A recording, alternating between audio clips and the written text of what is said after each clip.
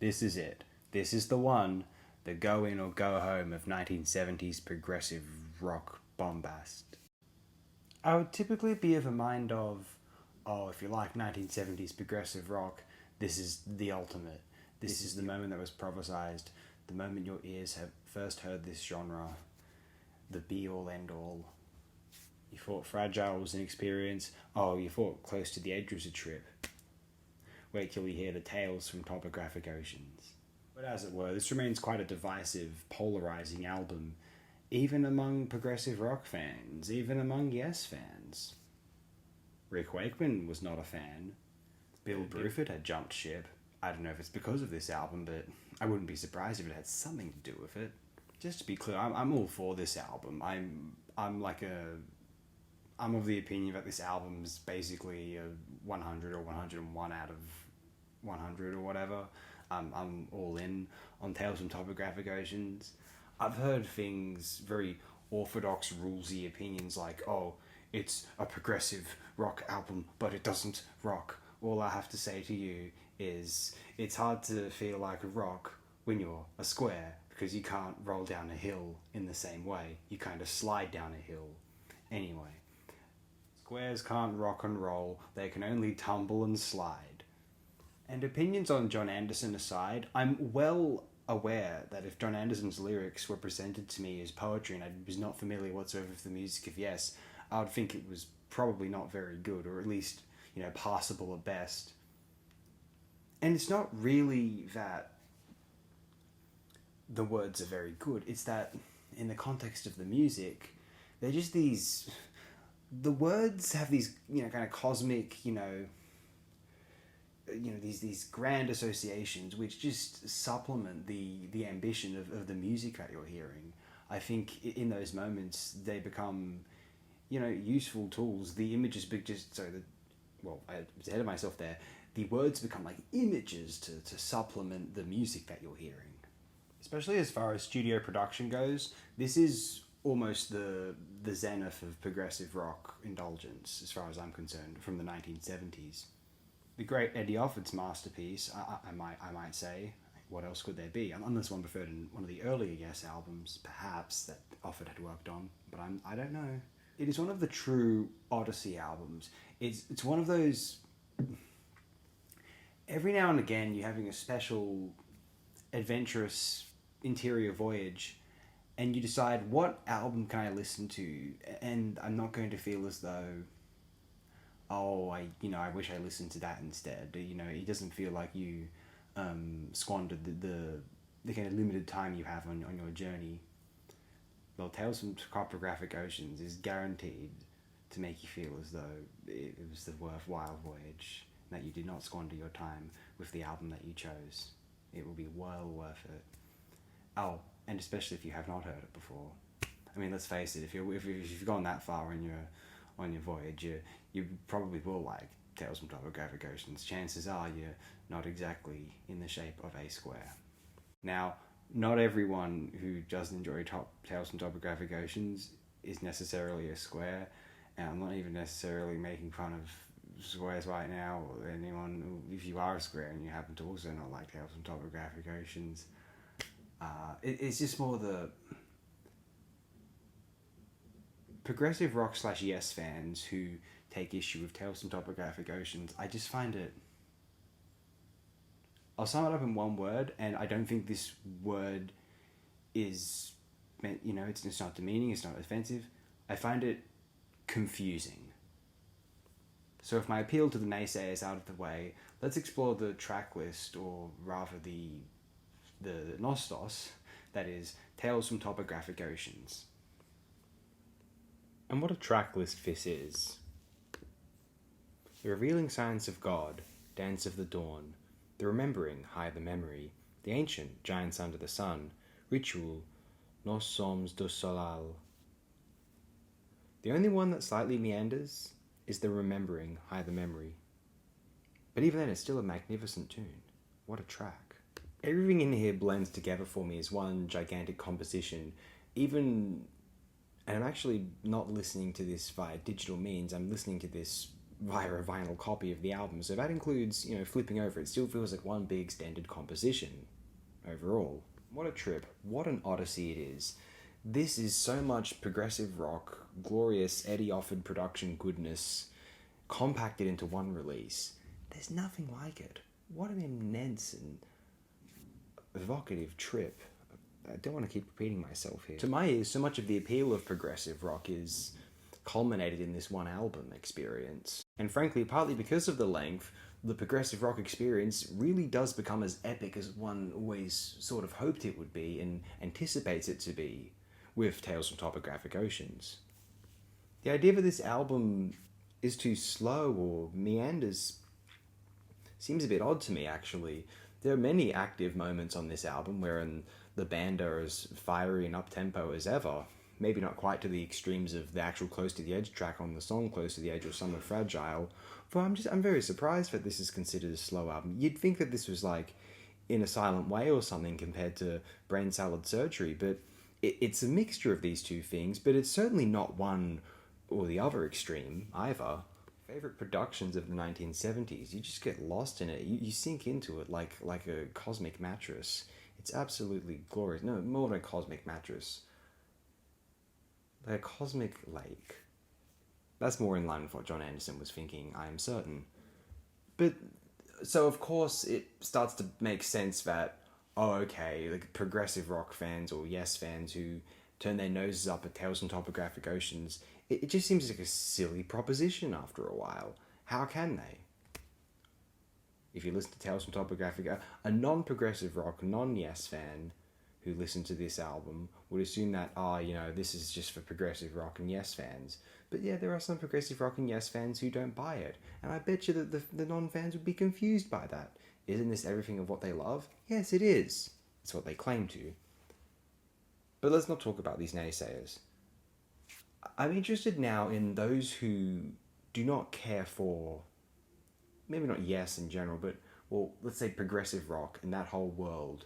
Those who consider John Lydon's revolution of sorts in 1977 to have been valid and long overdue, and to stand as relevant in hindsight, and that progressive rock was a blemished chapter in the history of British recorded music and rock music in general. I couldn't disagree more with this. Maybe I'm just not enough of a fan of rock music. I could take or leave the rock music scene of the 1950s. If there's albums I listen to from the 1950s, they're these magnificent jazz classics. So maybe it makes sense that in the canon of rock music, sometimes it's the 1970s progressive rock albums which appeal to me most, along with a lot of 1980s or very, very late 1970s UK and some American, Australian, or Indo-European, post-punk. In general, that's another phenomenal moment in the history of rock music, in my opinion. I digress. It's the progressive rock world of Emerson, Lake and Palmer's Tarkus, or Genesis's The Lamb Lies Down on Broadway, or King Crimson's, all the albums they released from 69 through to 74, and afterward, I would say as well. This Gentle Giant's releases in the 70s, well, not the last couple, but I digress again. That seems to be some of the most to me, it's almost the most interesting era of rock albums, period, honestly. I can understand if one prefers the kind of rough and tumble world of, I don't know.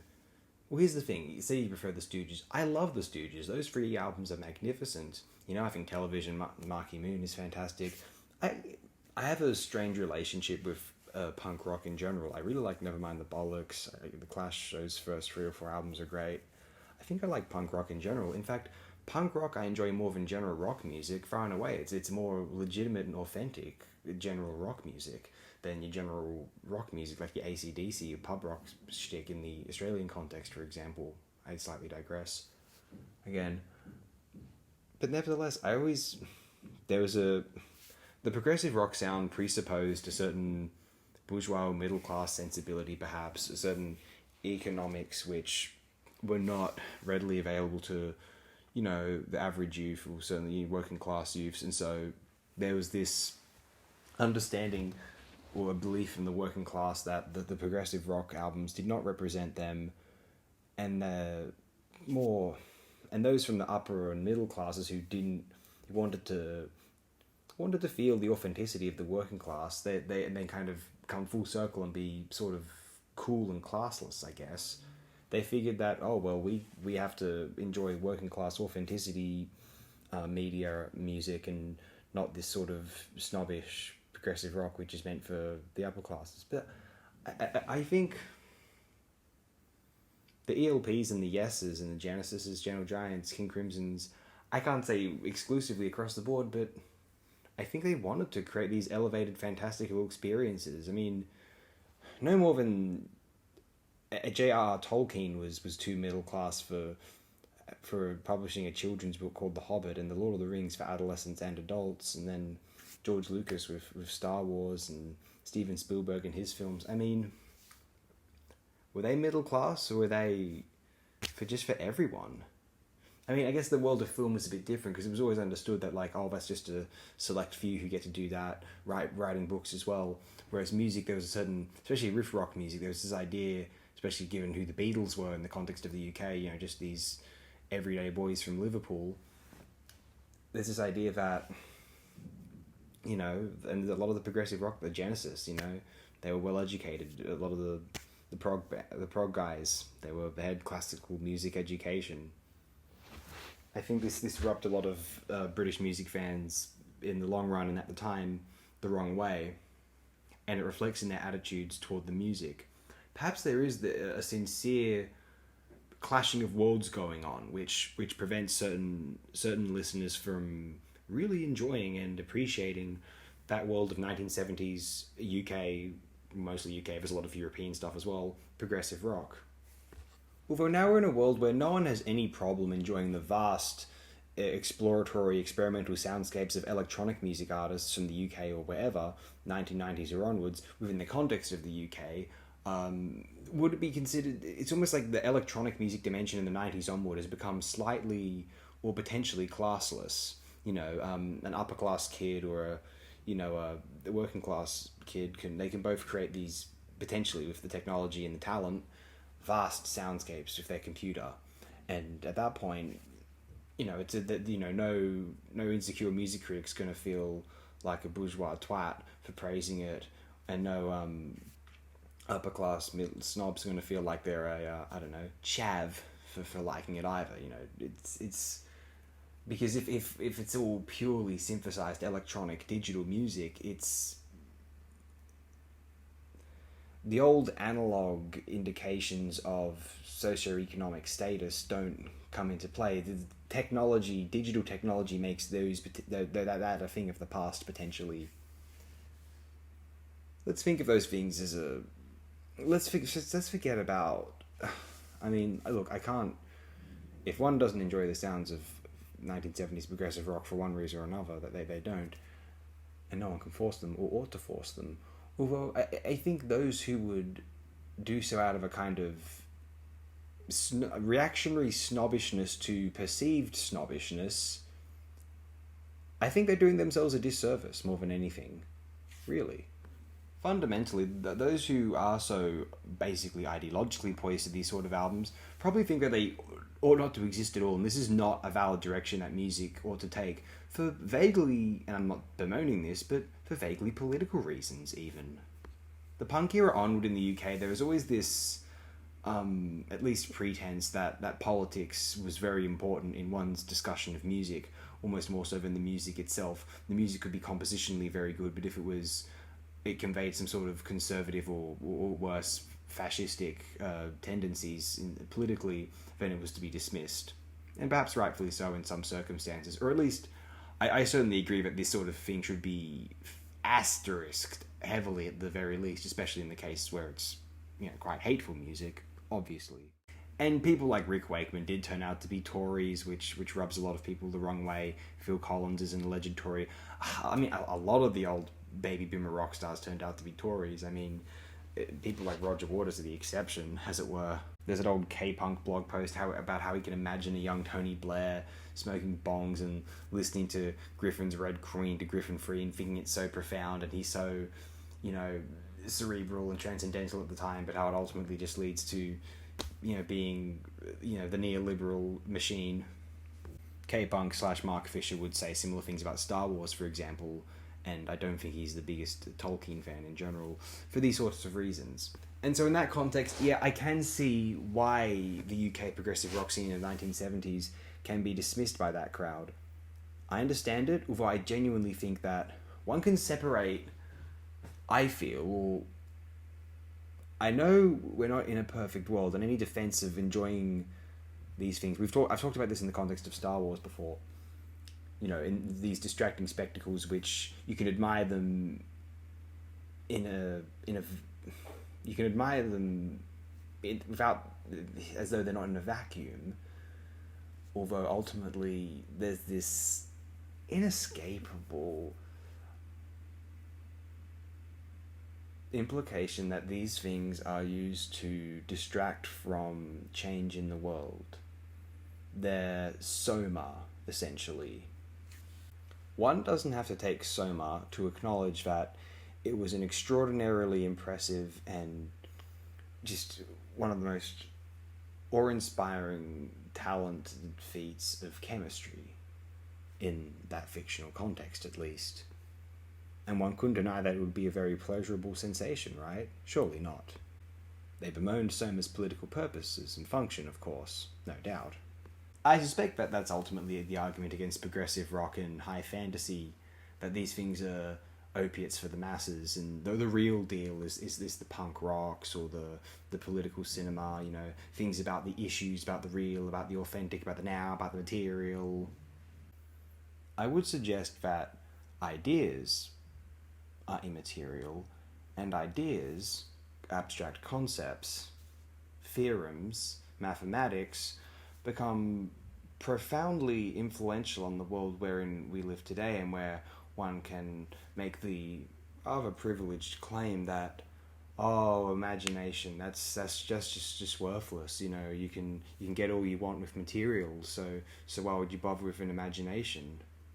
I understand this in the context of being an upper middle class youth who has a romantic idea of the working class, although I would instead stress that imagination is how the world was elevated from mass global poverty into a more materially sound, feasible and safe existence. They had to think of the wheel before they designed the wheel. They had to imagine what it looked like. Descartes had to imagine and think about in his head and it came to him in a dream apparently, the mind-body duology,